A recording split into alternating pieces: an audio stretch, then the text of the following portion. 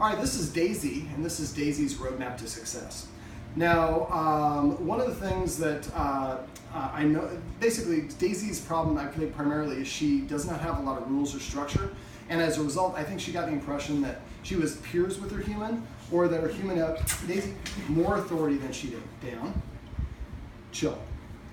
Or that she had more authority than her human. I think that causes her to either go in a panic state when left alone, which is why she's scratching at the door, having accidents in the house, or she feels like it's her job to protect her human because her human gives a lot of affection. She's worried some other dog is going to take her.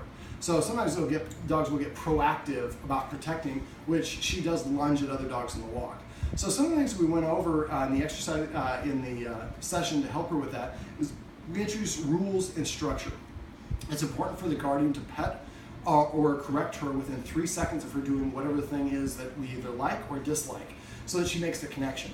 Now, if she sits, we're going to use passive training, and she sits on her own, we're going to pet her and say the word sit, using passive training. She comes to us, we're going to pet her and say come. If she lays down next to us, we're going to pet her and say chill, or whatever the word is to lay down.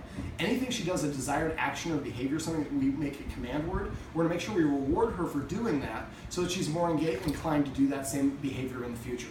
We also want to use petting with a purpose.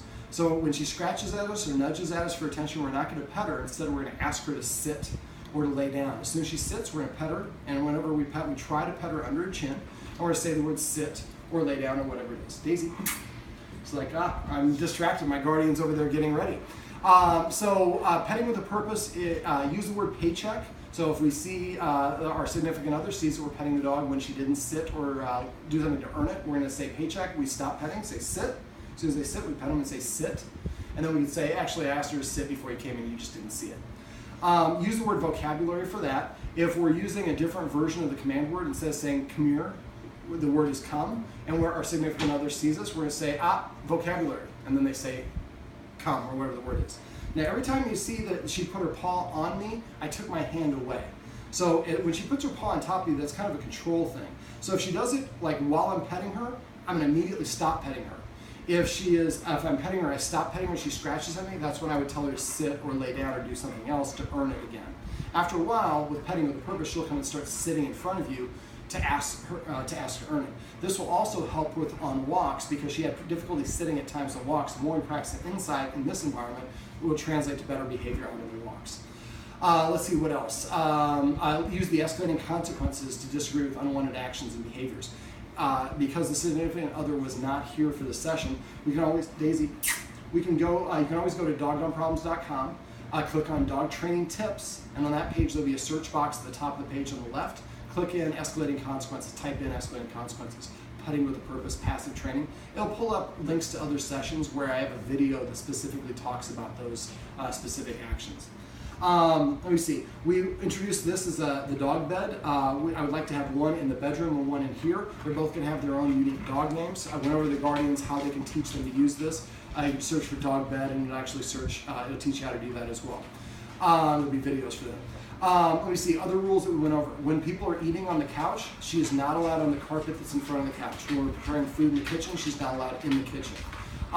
When we are going through a door, she has to sit before we go in or out the door. Let me see what else. When we come home, if she's excited, don't pet her. Ignore her when you first come home. When she calms down, reach over to start to pet her. As soon as she starts wiggling, pull your arm back and go sit down. Don't say no. Just stop engaging with her. It'll be several times you'll have to interrupt, but eventually she'll realize as soon as I start to get excited, the human stops petting me. So I'm going to stay calm. Excited is not happy, but it's confused as that way for a lot of dog owners. So make sure that your dog is calm before you pet her. Anything your dog is doing when you pet it is what you're rewarding or reinforcing. So if you're petting your dog when it's nervous, anxious, barking, and you're trying to calm it, you're only making things worse. We went through a focus exercise. Again, something else you can search for. The focus exercise, I'd like her practicing a minimum of 2 times a day with the focus exercise. Now, when we start out, we do the focus, we want to do about 10 to 12 treats per time, and make sure it's 1 second, 1 second. Don't pause here and then go. 1 second, 1 second. Eventually, you're going to build up 1 second to 20 seconds on the second movement only.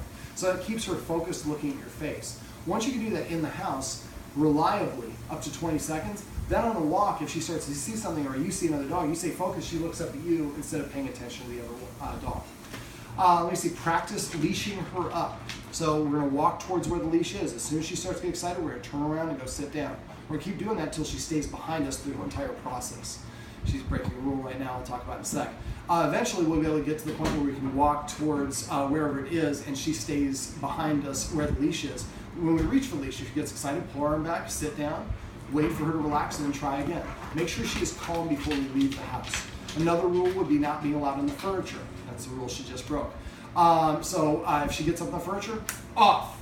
If she doesn't get off, grab her by the collar, pull the edge. Once she gets off, pet her and say the word off. You always want to pet and create a positive association. That's the benefit of positive dog training. Is the dog wants to do what you want to do. Let me see. The stay. Make sure you practice the stay. I had a very long video that outlines that, and I suggest you watch that. Make sure you do the 3 Ds. Don't move to duration until you've gotten. Don't do it at distance until you've gotten duration fixed first. Once you've got duration and distance, I guess I didn't talk about the third one, distraction.